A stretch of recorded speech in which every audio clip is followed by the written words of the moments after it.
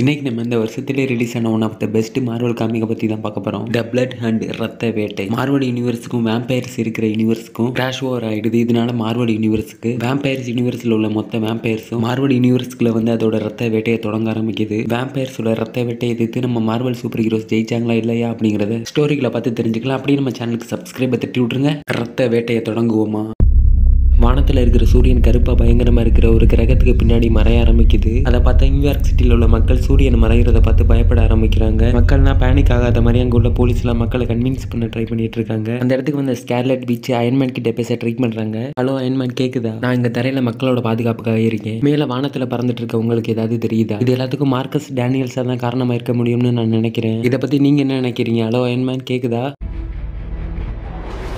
எனக்கு கேட்குது scarlet. Marcus டேனியல்ஸா? அவன் பேங்கை கொள்ளடிக்கிற வேலை தானே பார்த்துட்டு இருந்தான். அவன் எப்படி இதெல்லாம்? ஸ்கேர்லெட் ஒரு நிமிஷம், இங்கே என்ன நடக்குது? ஸ்கேர்லெட் கிட்ட பேசிட்டு இருந்த அயன்மேன் சாக்காயி வானத்தை பார்க்குறாரு. வானத்துலேருந்து ஏகப்பட்ட போர்ட்டல்ஸ் எல்லாம் ஓப்பன் ஆகி அந்த போர்ட்டல்ஸ் வழியா வேம்பயர்ஸ் எல்லாம் வர ஆரம்பிக்குது. ஸ்கேர்லெட் வானத்தில் போர்ட்டல்ஸ் எல்லாம் ஓப்பன் ஆகி ஏதோ தப்பா நடக்கிற மாதிரி தெரியுது. உங்களோட மேஜிக்கால அந்த போர்ட்டல்ஸ் எல்லாம் மூட முடியுமா? என்னால் முடியுமான்னு தெரியல அயன்மேன், நான் ட்ரை பண்ணி பார்க்குறேன் அப்படின்னு ஸ்கேர்லெட் அயன்மேன் கிட்ட சொல்லிட்டு அந்த போர்ட்டலை நோக்கி போக ஆரம்பிக்கிறாங்க. பூமியில இந்த இடத்துல மட்டும் இல்லாமல் பல இடங்கள்ல வானத்துலேருந்து போர்ட்டல்ஸ் எல்லாம் ஓப்பன் ஆகி அந்த போர்ட்டல் வழியா வேம்பயர்ஸ் எல்லாம் பூமிக்கு வர ஆரம்பிக்குது. நம்ம சூப்பர் ஹீரோஸும் வேம்பயர்ஸ் கிட்ட மக்களை காப்பாற்ற அவங்களால முடிஞ்ச அளவு போராடிட்டு இருக்காங்க. மூன் நைட்டும் கேட் உமனும் இருக்கிற இடத்துல ஒரு போர்ட்டல் ஓபன் ஆகுது. இங்க என்ன நடக்குது? எதுக்கு இந்த மாதிரி ஆகுது? இது என்ன விதமான போர்ட்டல் அப்படின்னு மூன் நைட் கேட் உமன் கிட்ட கேட்கிறாரு. அப்ப யாரோ பயங்கரமா கத்துற மாதிரி சத்தம் கேட்குது.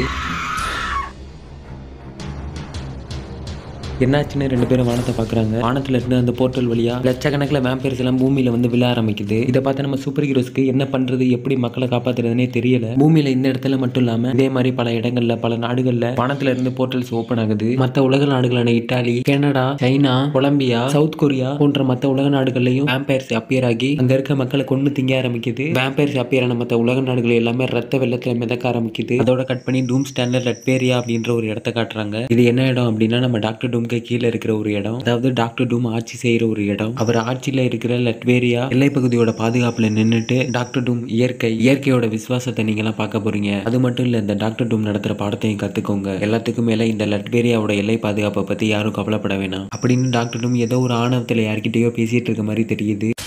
வேம்பயர்ஸ் எங்க பார்த்தாலும் வேம்பயர். இந்த ஸ்பைடர்மேனை சமாளிக்க எந்த வேம்பயர்ஸாலையும் முடியாது அப்படின்னு ஸ்பைடர்மேன் ஃபன்னா பேசிட்டு இன்னொரு பக்கம் வேம்பயர்ஸ் கூட சண்டை போட்டுட்டு இருக்காரு. அப்ப யாரோ அவர்கிட்ட ஸ்பைடர்மேன் அப்படின்னு அவரை கூப்பிடுறாங்க. ஸ்பைடர்மேன் யாரும் நம்மளை கூப்பிட்டதுன்னு திரும்பி பார்த்து சாக்காயிடுறாரு. ஸ்பைடர்மேனை கூப்பிட்டது யாருன்னா பிளேடை பார்த்து தான் ஸ்பைடர்மேன் சாக்காயிட்டாரு. இப்ப பிளேடு ஸ்பைடர்மேன் கிட்ட, ஸ்பைடர்மேன் நான் சொல்றதை கேளு, நம்ம இப்ப மோசமான சுச்சுவேஷன்ல இருக்கோம். என்கிட்ட ஒரு பிளான் இருக்கு, அந்த பிளானுக்காக நீ ஒரு வேலை பார்த்து கொடுக்கணும் அப்படின்னு பிளேடு ஸ்பைடர்மேன் கிட்ட ஏதோ ஒரு பிளானை பத்தி எக்ஸ்பிளைன் பண்ண ட்ரை பண்ணிட்டு இருக்காரு. இன்னொரு பக்கம் தார், மிஸ் மார்வல், பிளாக் பேந்தர் மூணு பேரும் வேம்பயர்ஸ் எதிர்த்து போராடிட்டு இருக்காங்க. இன்னொரு பக்கம் கேப்டன் அமெரிக்கா, விசன், வாண்டா மூணு பேரும் ஒன்னா சேர்ந்து வெறித்தனமா வேம்பயர்ஸ் அழிச்சிட்டு இருக்காங்க. திடீர்னு பிளேட் அந்த இடத்துக்கு ட்ரக் ஒன்று ஓட்டிட்டு அந்த இடத்துக்கு வந்துட்டு இருக்காரு. நான் தான் பிளேட், அதுக்கான நேரம் நெருங்கி வந்துருச்சு, எல்லாரும் தயாரா இருங்க, ஆபத்தை எதிர்கொள்ள எல்லாரும் தயாரா அப்படின்னு சொல்லிட்டு பிளேட் அந்த ட்ரக்கை வேகமா ஓட்டிட்டு நம்ம சூப்பர் ஹீரோஸ் இருக்க இடத்துக்கு வந்துட்டு இருக்காரு. பிளேட பார்த்ததும் நம்ம சூப்பர் ஹீரோஸ் எல்லாம் ஒன்னா சேர்ந்து பிளேட தடுத்து நிறுத்துறதுக்காக எல்லாரும் அந்த ட்ரக் நோக்கி போறாங்க. பிளேட் அவர் ஓட்டிட்டு வந்த ட்ரக்கை தடுக்க வந்த சூப்பர் ஹீரோஸ் மேல போய் மோதுற மாதிரி கொண்ட ஓரமா நிறுத்திடுறாரு. இந்த ட்ரக் அவ்வளவு வேகமா வர்றதை பார்த்துட்டு நம்ம சூப்பர் ஹீரோஸ் எல்லாம் ஒதுங்கிடுறாங்க. இந்த ட்ரக் ஒரு இடத்துல நின்னதும் இந்த ட்ரக்கோட பேக் டோரை திறந்துட்டு வேம்பயர்ஸ் யூனிவர்ஸ் சேர்ந்த 6 பேர் அந்த ட்ரக்கோட பேக் டோரை திறந்துட்டு வர்றாங்க. அந்த 6 பேர் யாருன்னா அந்த 6 பேர்ல ஒரு ஆள் பேரு க்ரூல். இவர் உடம்பு ஃபுல்லா ஒரு முள்வேலியால போத்துன மாதிரி இருக்கும். அவர் நினைக்கிற மாதிரி அவர் உடம்பு சுத்தி இருக்கிற முள்வேலியை கண்ட்ரோல் பண்ணி அவரை எதிர்க்கிற எதிரிகளை அவரால் டெஃபீட் பண்ண முடியும். அடுத்த அந்த இடத்துக்கு வந்திருக்கிறது யாருன்னா டமாசின். இவர் அந்த வேம்பயர்ஸ் யூனிவர்ஸ் சேர்ந்த ஒரு ஆள் தான். இவரோட எபிலிட்டி என்னன்னா, இவர் பாக்குற ஒரு பொருளை அவர் நினைக்கிற விதத்துல எப்படி வேணா அவர் நினைக்கிற விதத்துல துண்டு துண்டா வெட்ட முடியும். அது ஒரு பொருளா இருந்தாலும் சரி, யாரா இருந்தாலும் சரி. அடுத்தது யாருன்னா இவர் பேரு யூனிஷல். இவர்கிட்ட மேஜிக் பவர்ஸ் இருக்கு. அதாவது உங்களோட ரியாலிட்டியை அவரோட மேஜிக் பவர்ஸால மோசமான ரியாலிட்டியை மாத்தி உங்களை டார்ச்சர் பண்ணி கொள்ள முடியும். எல்லாமே இவரோட பவர்ஸால ஒரு சில செகண்ட்ஸ்ல நடந்து முடிஞ்சிடும். அடுத்தது யாருன்னா இவ பேரு மெக்ரீம். இவரோட முகம் ஒரு சிகப்பு துணியால மூடப்பட்டிருக்கும். அந்த துணி எப்பவுமே ரத்தத்தால நனைஞ்ச சிகப்பாவே இருக்கும். இவகிட்ட மேஜிக் பவர்ஸ் இருக்கு. அதை வச்சு அவ கையில கிடைக்கிற எந்த ஒரு பொருளையும் வெப்பனா மாத்த முடியும். அடுத்தது யாருன்னா பிளட் ஸ்ட்ரோம். வேம்பயர்ஸ் யூனிவர்ஸ்ல இருக்க மோசமான மான்ஸ்டர்ஸ்ல பிளட் ஸ்ட்ரோம் ஒரு முக்கியமான ஆளு. பிளட் ஸ்ட்ரோம் ஒரு எந்த மாதிரி ஆளுனா, லைக் ஒரு மான்ஸ்டர் மாதிரி. ஒரு மான்ஸ்டர் எப்படி அட்டாக் பண்ணுமோ, ஒரு மான்ஸ்டர் எந்த விதத்துல எப்படி யோசிக்குமோ அது மாதிரின்னு சொல்லலாம். அடுத்தது யாருன்னா கடைசியா ஸ்மோக் ஈட்டர். இவ ஒரு போர்ல இறந்தவங்களோட ஆன்மாவை தன்னோட உடம்புக்குள்ள இழுத்துக்கிட்டு யாராலையும் தொட முடியாத அளவுக்கு ஒரு வலிமையான ஆளா மாறினா, இதனால இவளுக்கு 100க்கு மேற்பட்ட கைகள் இவகிட்ட இருக்கும். தன்னை எதிர்க்கிற எதிரிகளை ஆன்மாவை ஏவி விட்டு கொள்ளக்கூடிய திறமை இவகிட்ட இருக்கு. அப்படி கொண்டவங்களோட ஆன்மாவை தன்னோட உடம்புக்குள்ள இழுத்துக்கிட்டு அந்த ஆன்மாவை தனக்கு சொந்தமாக்கி இன்னும் வலிமையான ஒருத்தியா மாறுவா. பிளேடு ஓட்டிட்டு வந்த ட்ரக்கோட பேக் டோரை திறந்துட்டு வேம்பயர்ஸ் யூனிவர்ஸ் சேர்ந்த இந்த 6 பேர் தான் வர்றாங்க. இவங்களை பார்த்ததும் நம்ம சூப்பர் ஹீரோஸ் எல்லாம் ஒன்னா சேர்ந்து இவங்களை அட்டாக் பண்ண போறாங்க. அப்ப தோர், இது ரொம்ப நேரம் நீடிக்க கூடாது, பழைய மாதிரி சூரிய வெளிச்சம் இந்த பூமி மேல படணும், பூமி அந்த நிலைமைக்கு ஆளாக்குன இவங்களை சும்மா விடக்கூடாது, அழிச்சிடுங்க அப்படின்னு தோர் சத்தமா சொல்லிட்டு அவெஞ்சர்ஸ் ஒரு டீம் அவங்களை அழிக்க போறாங்க. அங்க நடக்கிற எல்லாத்தையும் அயன்மேன் சேட்டலைட் மூலமா அவரோட கம்ப்யூட்டர்ல பாத்துட்டு இருக்காரு. அப்ப ஸ்மோக் ஈட்டர் அவளோட பவரை யூஸ் பண்ணி தாக்குறதுக்காக முன்னாடி வர்றான். பிளாக் பேந்தரும் கேப்டன் அமெரிக்காவும் அவளை எதிர்த்து நிக்கிறாங்க. அப்ப இனிஷியலா அவரோட மேஜிக் பவர்ஸை வச்சு ஸ்கார்லெட் பீச்சை பிடிச்சிடுறாரு. அவரோட மேஜிக்ல மாட்டிக்கிட்ட ஸ்கார்லெட் அந்த வழியை தாங்க முடியாம கத்துறா. அப்ப டமாசின் தாரோட கையை வெட்டிடுறாரு. அப்ப தோர் உனக்கு எவ்வளவு தைரியம் இருந்தா என் கையை வெட்டுவ அப்படின்னு தோர் கோவத்தோட உச்சத்துக்கே போய் ஒரு பக்கம் சண்டை போட்டுட்டு இருக்கும்போது இன்னொரு பக்கம் பிளட் ஸ்ட்ரோமோட கையில பிளாக் பேந்தரும் கேப்டன் அமெரிக்காவும் நாக் டவுன் ஆயிடுறாங்க. அப்ப பிளட் ஸ்ட்ரோம் டமாசின் அவனால எதையும் வெட்ட முடியும், அவனால மோனோகோல்ஸையும் வெட்ட முடியும், ஆஸ்காரோட சதையை வெட்டுறது அவனுக்கு என்ன பெரிய கஷ்டமா அப்படின்னு பிளட் ஸ்ட்ரோம் நம்ம சூப்பர் ஹீரோஸை பார்த்து ஏளனமா கேட்டுட்டு இருக்கும்போது